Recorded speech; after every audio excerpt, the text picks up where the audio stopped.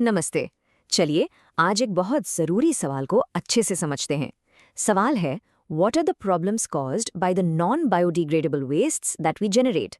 मतलब सीधे शब्दों में, जो कचरा जो नॉन बायोडिग्रेडेबल वेस्ट हम जनरेट करते हैं, उसकी वजह से आखिर प्रॉब्लम्स क्या क्या होती हैं। ये टॉपिक आपके एग्जाम्स के लिए तो इम्पॉर्टेंट है ही, पर हमारे एनवायरनमेंट के लिए भी बहुत ज़रूरी है। तो चलिए शुरू करते हैं। अच्छा, इस प्रॉब्लम की जड़ तक पहुंचने के लिए ना सबसे पहले इन दो शब्दों का मतलब समझना पड़ेगा, बायोडिग्रेडेबल और नॉन बायोडिग्रेडेबल। जरा सोचिए, आप एक केले का छिलका या कागज का टुकड़ा फेंकते हैं तो कुछ टाइम बाद वो मिट्टी में मिल जाता है ना? ऐसा इसलिए होता है क्योंकि छोटे छोटे माइक्रो ऑर्गेनिजम्स उसे आराम से डिकम्पोज कर देते हैं। ये हो गया बायोडिग्रेडेबल। लेकिन क्या प्लास्टिक की बोतल के साथ ऐसा होता है? बिल्कुल नहीं। और बस यहीं से सारी प्रॉब्लम शुरू होती है। तो सवाल उठता है कि ये नॉन बायोडिग्रेडेबल वेस्ट आखिर है क्या चीज़। देखिए, सिंपल भाषा में समझे तो ये वो चीज़ें हैं जिनको हमारे नेचर के सफाई कर्मचारी यानी कि माइक्रो ऑर्गेनिजम्स डिकम्पोज ही नहीं कर पाते। उनके लिए ये पत्थर जैसा है।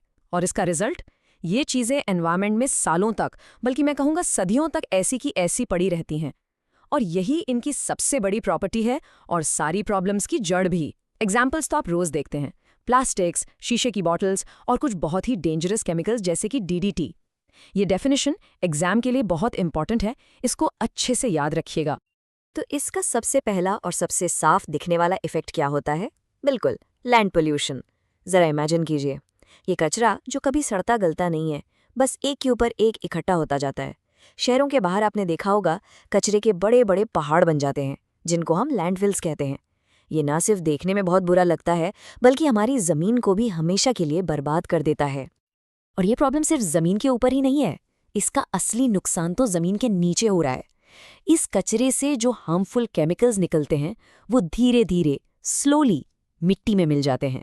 इससे मिट्टी की प्रॉपर्टी चेंज हो जाती है, वो जहरीली और बंजर यानी इनफर्टाइल हो जाती है। और जो हमारे किसान दोस्त हैं, जैसे अर्थवॉर्म्स जो मिट्टी को उपजाऊ बनाते हैं, वो बेचारे भी मर जाते हैं। तो आप समझ सकते हैं कि इसका असर कितना गहरा है।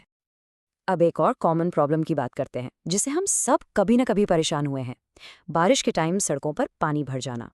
आपने कभी सोचा है इसका एक बड़ा रीजन क्या हो सकता है? यही प्लास्टिक बैग्स और बॉटल्स। ये हमारे नालों में यानी ड्रेन्स में जाकर फंस जाते हैं और उन्हें ब्लॉक कर देते हैं। पानी को निकलने की जगह ही नहीं मिलती और रिजल्ट, हर तरफ वाटर लॉगिंग। और ये कहानी यहीं पर खत्म नहीं होती। ये नालों से बहता हुआ कचरा आखिर में जाता कहाँ है? हमारी नदियों में, झीलों में और फिर समुंदर में। और वहां पहुंचकर ये फैलाता है भयंकर वाटर पोल्यूशन। पानी इतना गंदा और जहरीला हो जाता है कि पीना तो दूर की बात है, किसी और काम में भी यूज नहीं किया जा सकता। देखा आपने, एक छोटी सी गलती का इफेक्ट कितना बड़ा हो सकता है।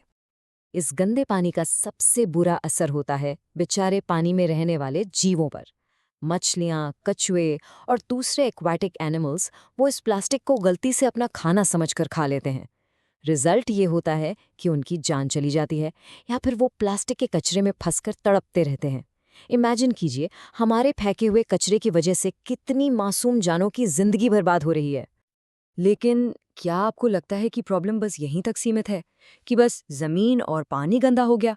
नहीं, असली खतरा तो वो है जो हमें अपनी आंखों से दिखता भी नहीं।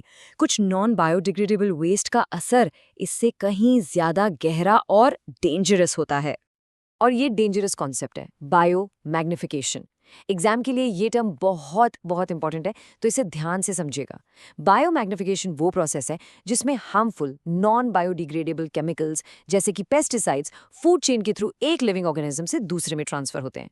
और हर लेवल पर, हर अगले ट्रॉफिक लेवल पर उनका कॉन्सेंट्रेशन बढ़ता जाता है। ये एक स्लो पॉइजन की तरह काम करता है जो पूरे फूड चेन को इफेक्ट करता है। अच्छा, इस प्रोसेस को ना इस डायग्राम से समझते हैं, बिल्कुल आसान हो जाएगा। सोच लीजिए, पानी में थोड़ा सा डीडीटी पेस्टिसाइड मिक्स हो गया है। अब उस पानी में जो छोटे छोटे जू प्लैंक्टन्स हैं, वो इसको कंज्यूम करते हैं। फिर उन जू प्लैंक्टन्स को एक छोटी मछली खा लेती है, तो डीडीटी उसकी बॉडी में आ गया। अब उस छोटी मछली को एक बड़ी मछली खा लेती है और आखिर में उस बड़ी मछली को एक बर्ड खाती है। अब आप यहाँ पर क्या ऑब्जर्व कर रहे हैं? देखिए, जैसे जैसे हम फूड चेन में ऊपर जा रहे हैं, जू प्लैंक्टन से बर्ड तक, डीडीटी का कॉन्सेंट्रेशन हर लेवल पर बढ़ता जा रहा है, यानी इंक्रीज हो रहा है।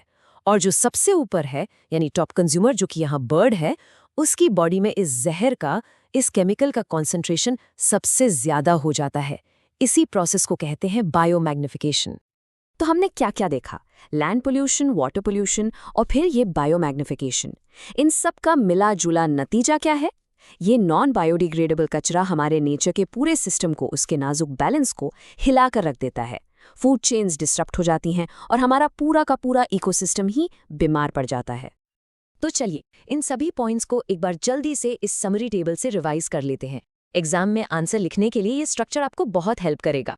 देखिए, एनवायरमेंट लेवल पर ये कॉज करते हैं लैंड पोल्यूशन, वाटर पोल्यूशन और सॉइल इनफर्टिलिटी। लिविंग ऑर्गेनिजम्स पर इसका इफेक्ट होता है एक्वाटिक लाइफ को नुकसान और उनकी बॉडीज में टॉक्सिन्स का अक्यूमुलेशन। और पूरे इकोसिस्टम लेवल पर ये फूड चेन्स को डिसरप्ट करते हैं और बायोमैग्निफिकेशन जैसी सीरियस प्रॉब्लम क्रिएट करते हैं। वी होप आपको वीडियो अच्छा लगा होगा और क्वेश्चन से रिलेटेड कॉन्सेप्ट्स क्रिस्टल क्लियर हो गए होंगे। Will see you in next video. Till then, tata, bye bye.